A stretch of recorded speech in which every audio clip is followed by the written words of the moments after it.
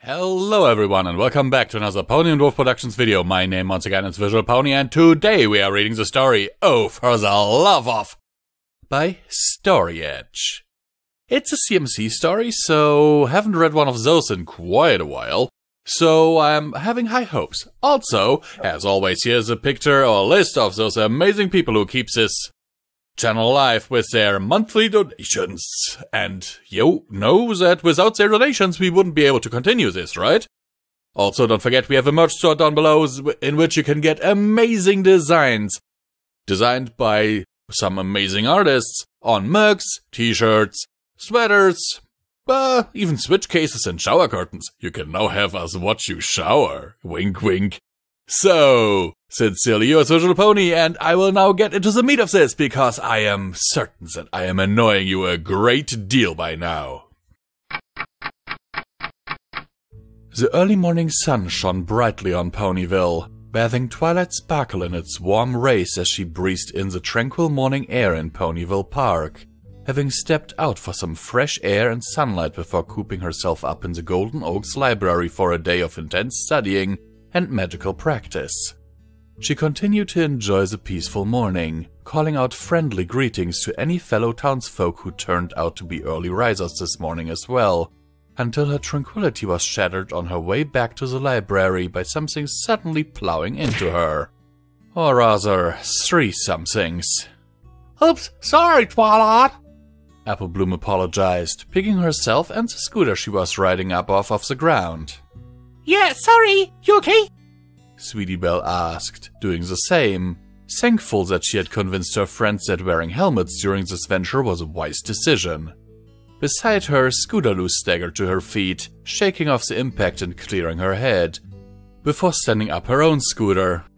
Yeah, I'm fine, Twilight answered, peeling herself off the ground with a slightly pained groan, checking herself over to make sure there was no real damage done. Satisfied she was in good condition, she turned to the three fillies, all of whom wore sheepish grins. Just be more careful next time, okay? Taking stock of the fillies' mode of transportation, her curiosity was piqued. What do you all have the scooters for anyway? I thought that was Scootaloo's thing. Well, it is, Scootaloo answered, but had a great idea for using these to try and get our cutie marks. Cutie Mark Crusaders Demolition Derby! The three fillies chorused enthusiastically.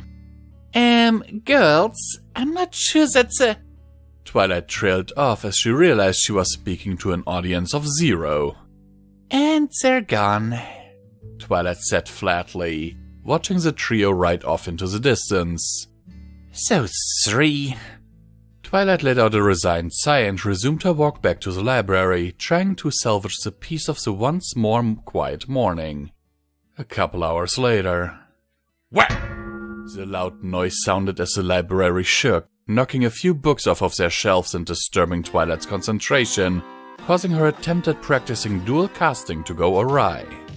As she let out a yelp of surprise, her 2 spells shot off in opposite directions, one beam ricocheting between 3 inkwells and knocking them all over before flying straight towards Owlicious, who had been woken by the loud noise.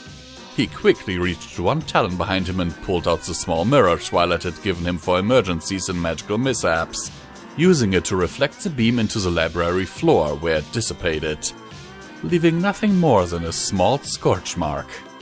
Turning towards Twilight, he let out an irritable hoot before promptly going back to sleep.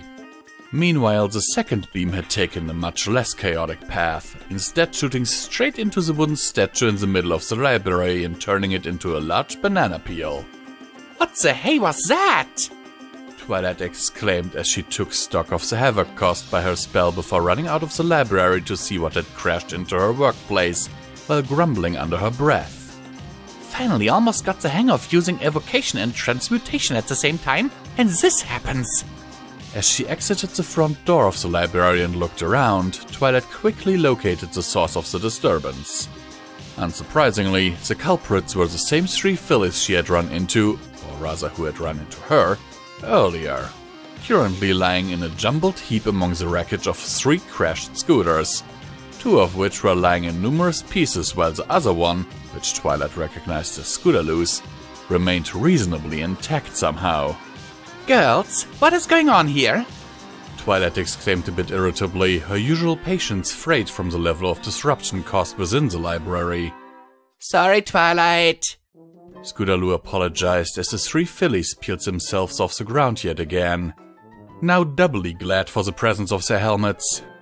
See, we figured that for our demolition derby to work out, we needed to build up a bunch of speed before we tried crashing into anything. So we started out at the top of the steep hill, but we got going too fast and lost control, and after zipping through town a bit, we crashed here. Sorry if we caused you any trouble. Hey, do you think we got our cutie marks though? Applebloom asked, perking up. The 3 fillies checked their flanks simultaneously, letting out a disappointed "aww" when they found them still blank. Well, there's gotta be something else we can try today, right? Sweetie Belle said. Yeah! Scootaloo exclaimed. Maybe we could get some pogo sticks and... Twilight tuned out their discussion as she thought to herself about the situation at hand. She had watched the 3 fillies patiently through many attempts at getting their marks, even helping them try different things in safe environments, hoping they would finally catch on to the talents that had stared them right in the face several times, such as the time during their preparations for the school talent show earlier that year, but to no avail. Now, faced with the prospect of the 3 fillies coming up with even more outrageous ideas, causing who knows what kinds of chaos around town, Twilight found she couldn't take it anymore. Oh, for the love of... A! She shouted suddenly. Huh? The CMC chorused, confused by Twilight's sudden outburst. A! She repeated. Aesthetics? She said, pointing at Applebloom. Athletics? She continued, pointing at Scootaloo. A cappella? She finished, pointing at Sweetie Belle. A! She shouted one more time for good measure, storming back to the door, leaving behind 3 startled and dumbfounded fillies. As Twilight retreated into her library, the 3 fillies could just hear her muttering under her breath. Now I need to figure out how to change my banana peel back into a statue.